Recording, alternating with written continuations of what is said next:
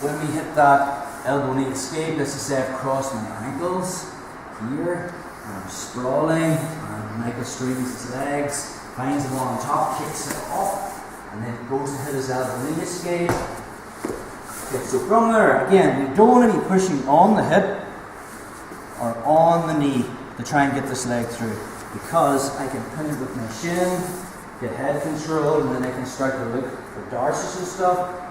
So a good way of doing it is we just use our elbow. Okay, so my hand's just in boxing hand position. Because when he wins the underhook and he's on that side, okay, I'll be clamping this. If I know if I've got top game, I don't want to bring this knee through. So my knee's super tight. All he needs to do is make a brace here. The second that elbow comes in, now he can strip and just get his knee through the space. But he doesn't want me pushing this back, right? So he's going to win the underhook to clear that. When he gets his knee through, he just runs. Okay. So that was our two variations, just dealing with the lockdown positions, the close guard and the grapevines. So we'll go into a wee bit more now of, because we worked in escapes and we worked in control. When we were playing the control position, we were just looking a lower body. So I had close guard with my heels up, skydiving, my hands just skimming the mat. Again, this is just a control position. It's to keep them there, okay, until eventually I move into an attacking position, which we're going to look at now. Or also my grapevines, where I'm hooking up and I'm skimming the mat. Those are just lower body pressures. But I want to also add in upper body pressures, and there's a few ways of doing that. We're just going to concentrate on the shoulder pressure tonight. So the second I get into my control position and my ankles are crossed and I'm skimming the mat, there'll always be space underneath this neck here. So I'm just swimming my left hand, okay? It's going to cross face him, and I'm going to go as deep as I can, so I'm getting my bicep as close to his jugular as I can. Now, if I just put your hands back, bro. If I just drop my shoulder, it's on his jaw. So when I'm doing my pressure, it's just driving into him. It's uncomfortable, but it's not really doing the job. I really want to be trying to choke him with my shoulder. So before I start putting pressure on him, I'm going to sag my weight back. Okay? So I go low first. So I'm dropping my shoulder just under his chin, and then when I drive my shoulder, it's hitting that sweet spot. So I'm just getting my knees up the mat and I'm driving in super tight. Again, sometimes you get a choke from there, just driving this in. But the main thing is, my hips is that my knees are off the mat and I'm in my close guard position. My hips are controlling his hips. The second I get the control, then I can put my knees on the mat and then I can look to start attacking. Does that make sense? So again, from my position, I take it from the start. So I was in side control, here and here. I switch to control 2. Twister. So I use this, come across, my hook comes in. But instead of skydiving, well, I can start off with this if I want. So I have my guard, my close guard. I'm going to cross facing, so I sag my weight back. I slide this underneath. I get as deep as I can. Again, I can grab onto the armpit, or I can grab just in the other jugular. But the detail is, I drop my weight back, so my shoulder is right under his chin. Now, I never stay head to head, so I don't put on my cross face and my head stays over Michael's, okay? Because now if he ties up that arm, he bridges, lost the position. So when I'm on that top position, whatever arm comes underneath here, my head comes to the far side. And then I post my hand. So again, I take the bridge now. It's not going to happen. And I'm engaging my hips. Okay? So that's my control method. Again, this is probably the most important move of the technique.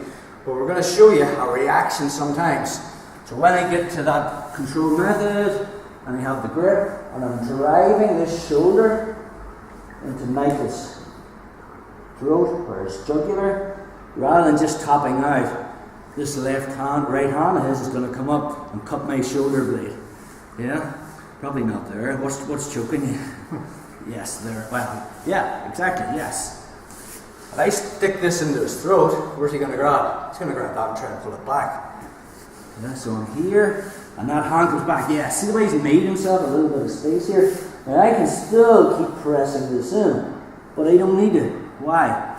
Because now he's done what I want. There's an open elbow here. So, we're still in our lockdown position. I have closed guard. Okay? My hands posted. The second I feel this, I'm going straight for the armbar.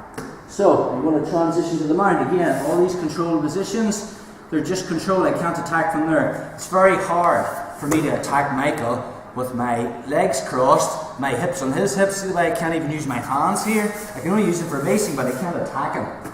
So, when I'm here, and I'm driving this into his throat, and that hand comes up to pull my shoulder back, first thing I'm going to do is, I put my knees on the mat, and I'm going to slide my left knee as far as I can to the mat. Okay? I'm going to transition to the S mount. So, my right foot is going to circle up. Same time, my right hand grabs his neck. Okay? And I just walk my foot up to this position here. Now, if I don't have any control from the S mount, again it's called the S mount because my legs are in an S shape. If I don't have control, Micah's just going to shrimp this way and put his elbow on the mat. And now, I've lost that position. So the second I get to here, okay, my right hand's controlling. So there's 3 pressures I'm going to put on him. My right hand's going to grab his jugular.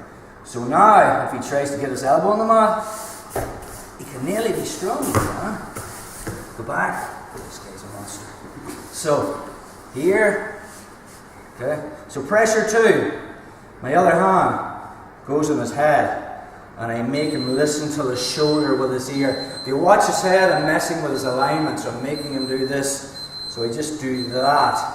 So now if he tries to get his elbow on the mat, difficult. That's 2, 3, last one. I'm here. See the way my heels on my butt's on my heel? When I get to there, I just lift my hip. Okay, now it's not going anywhere. Okay, I haven't even went for the arm yet. Do you feel comfortable or uncomfortable? Okay. So all my weight's on him, he's comfortable, he's uncomfortable, I'm comfortable. Now I'm going to attack this arm. This right hand stays where it is. My left just comes inside. So I'm getting the crook of my arm and his arm. I lean towards his legs. This makes this leg light. So I can step over. So my right hand's still there. And then I put my butt on the mat. I'm still here. Look at this, at this.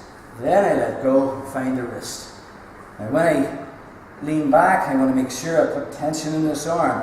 So I touch my toes, I pinch my knees, and I hug his arm. So when I go for the armbar, my back should never be on the mat because there's so much tension in the arm. Whereas if a loose armbar, you know, like the slot machines, maybe see that my back's on the mat. So I want to make sure I'm pinching, keeping everything tight. Thumb up. So let's do that again. So from side control, elbow comes across, switch to twister side control, control the knee, in my lockdown position for close guard, and skimming the mat. So I win this cross space here. Detail on the grip, it can be here, it can be under the armpit, but I sag my weight back, and then I drive forward with my head. I can even put my head on the mat. I'm putting a lot of pressure on him, and I'll keep doing this. I'm comfortable, he's not. And I'll wait until he tries to make that grip with his hand to make space. Open elbow. So I switch to S mount.